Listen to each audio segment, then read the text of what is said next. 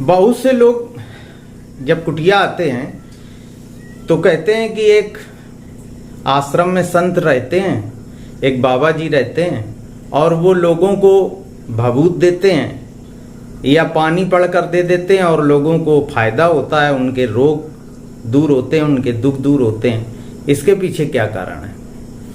देखिए, वास्तु का नियम इसमें लागू होता है। वीडियो में अंत तक बने रहें, बहुत महत्वपूर्ण जानकारी है। जो लोग पराविज्ञान में रुचि रखते हैं उनकी दृष्टि खुल जाएगी। देखिए, अगर किसी संत या बाबा की कुटी में वास्तु इस प्रकार का है कि उस आश्रम के वायव्य दिशा में जो रोग नामक देवता होते हैं वो सक्रिय हो जाते हैं, उनके प्रभाव से ऐसे लोग भभूत दे दें, कुछ भी दे दें, कोई भी उपाय बता दें, भले वो तुम्हें हल्का लगे, पानी दे दें, वो निश्चित फायदा करता है। अब वो आश्रम में कौन से ऐसे वास्तु के लक्षण होते हैं जिससे ये कृपा दृष्टि उनके ऊपर आ जाती है?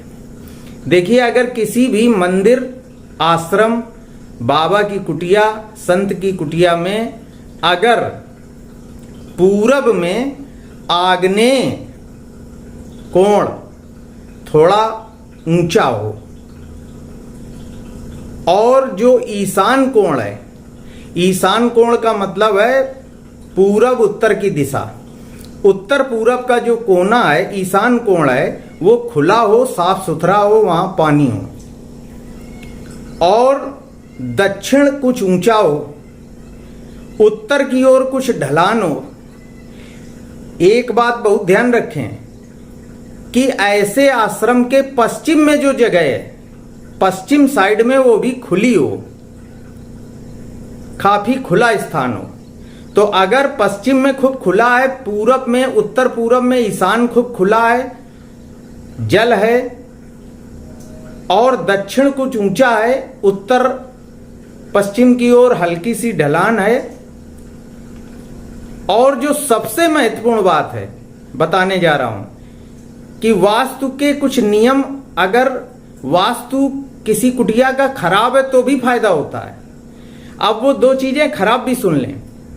ऐसे किसी आश्रम में जो मैंने लक्षण बताए उसमें ईशान कोण और पश्चिम तो खुला बता दिया, शुभ बता दिया, जनरल प्रेडिक्शन वास्तु शास्त्री करते हैं। लेकिन अगर ऐसे आश्रम में दक्षिण की तरफ और आग्नेय दिशा में और ईशान दिशा में हल्का सा, ज्यादा नहीं, हल्का सा कोई वास्तु का दोष भी हो तो फिर निश्चित रूप से वायव्य दिशा का रोग नामक देवता सक्रिय हो जाता है। अब वो आंशिक दोष क्या है? जैसे ईशान कोण में जल होना चाहिए, खुला होना चाहिए, कोई ऊंचा पेड़ या ऊंची चीज, इमारत नहीं होनी चाहिए। आप सपोज करो उस आश्रम में जो ईशान कोण है वो खुला है, जल है, सब कुछ है, नहीं कुछ है तो एक पेड़ ही लगा है लंबा ऊंचा, तो ये दोष नहीं है, लेकिन हल्का दोष है, और हम हल्के ही दोष की बात कर रहे हैं। इसी तरह आग्नेय कोण, दक्षिण पूरब का कोना, वो थोड़ा बढ़ा हुआ बना होना चाहिए। मतलब उस आश्रम की जो बिल्डिंग हो, भवन हो, वो आग्नेय कोण में 2-4 फीट आगे कुछ बना हो, कोई निर्माण हो। वैसे ये वास्तु दोष माना जाता है, लेकिन ये बहुत आंशिक हल्का वास्तु दोष है। और इस हल्के वास्तु दोष की वजह से वो जो वायव्य कोण का रोग नामक देवता की जगह होती है, वास्तु में स्थान होता है, वो सक्रिय हो जाता है। और फिर उस आश्रम में, उस मंदिर में, उस मठ में, उस कुटिया में जो भी संत रहते हैं वो आपको पानी दे दें, भभूत दे दें, आशीर्वाद दे दें, कुछ भी दे दें, वो वास्तु का ऐसा प्रभाव होता है कि आपको फायदा होगा। अगर आप वास्तु शास्त्र में रुचि रखते हैं, पराविज्ञान को मानते हैं, तो इस पर चर्चा करिए और किसी वास्तु शास्त्री से पूछना और फिर मुझे बताना कमेंट्स में।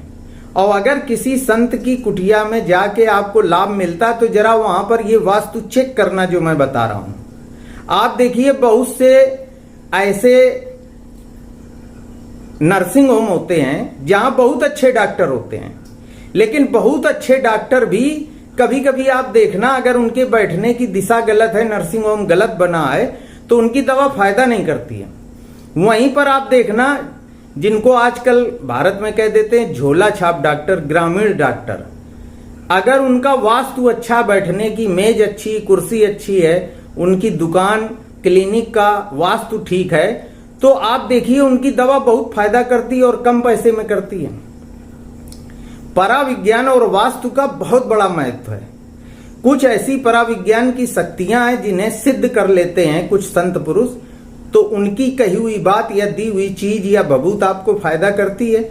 या फिर वो भले सिद्ध संत ना हो, अगर उनके आश्रम का वास्तु बहुत अच्छा है और उसमें आंशिक पूरब और आग्नेय में दोष है, तो उनका रोग नामक देवता इतना सक्रिय हो जाता उस आश्रम में कि जो कुछ लेकर आएगा उसे फायदा होगा।